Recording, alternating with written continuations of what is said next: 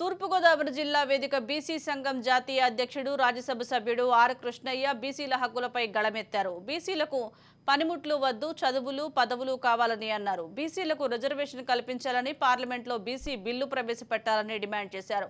బీసీలకు ప్రత్యేక మంత్రిత్వ శాఖను ఏర్పాటు చేయాలన్నారు.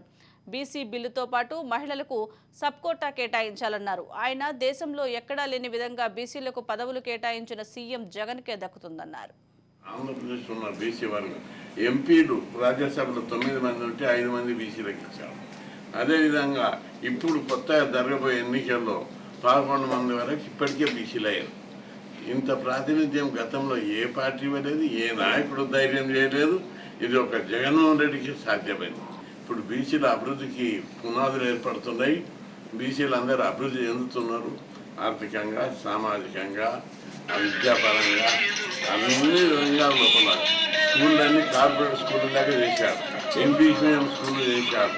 ప్రతి ఒక్కరికి అమ్మఒడి పథకం ఇచ్చి ఎవ్వరు లేబర్ పనికి వద్దు, పిల్లలందరూ చదవాలి అన్నారు. చదివితేనే దేశం బాగుపడుతుంది. ప్రతి కుటుంబం చదివి